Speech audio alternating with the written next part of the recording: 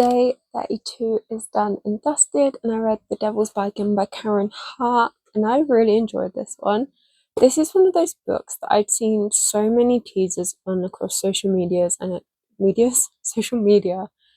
it's really intrigued me and something I want to like read and pick up. And I think all this like just from the snippets could be something so up my street.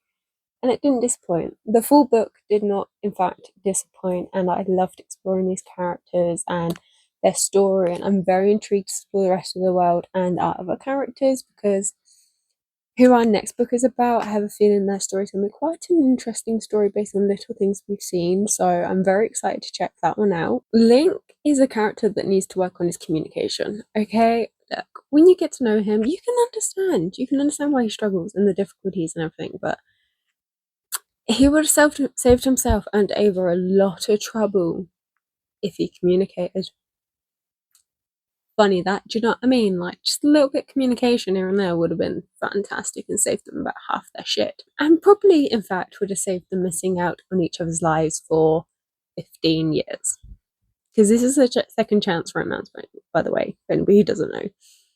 And yeah, he could have saved himself 15 years of absolute torture in hell. But hey, what can you do? Ava is a bit of a naive character. She's a bit naive. She does have her eyes open quite a bit to the kind of world that she lives in and what goes on truly around her. And, you know, she does, learn who Link truly is from, like, the boy that she first fell in love with and the boy that she spent a few years with before everything that happened. So she really gets an idea into who he is now and, you know, what he's done and, like, where he's at in life. And it's just, yeah, definitely an eye-opener for her. I think there was always kind of that like underlying, and she just turned her eyes from it, like she just kind of tried to ignore it, but obviously she got put in a situation where she couldn't. And yeah, she's definitely a much stronger character by the end of the book, and what she goes through and what Link goes through. The writing does flow really nicely. You're completely absorbed into the world and you kind of just flow through it. I did notice the odd grammatical errors in there, which it doesn't take away from the story or the book, but obviously it was a bit jarring at points, but otherwise it does flow really nicely and it does go smoothly, and I did very much enjoy the book and enjoy the story. And like I said, I can't wait to check out the rest of them. This is the first book in a series.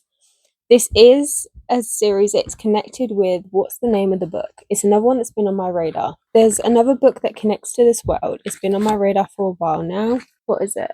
No, not that one. No One Has to Know. That's it. So that story is based on some characters that we meet in this book. So I am intrigued to get their story and to see what goes on and what happens. It is one that has been on my radar, so reading this has just made me want to check it out more.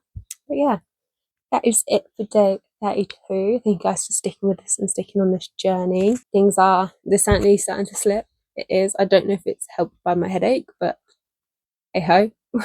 We keep going, you know. But yes, thank you guys for sticking with us. If you've enjoyed this video, don't forget to like, comment and share. If you guys are on my YouTube, make sure you hit that subscribe button. If you guys are on my TikTok or my Instagram, make sure you head to the link in my bio, and I'm going to catch you guys in day 33.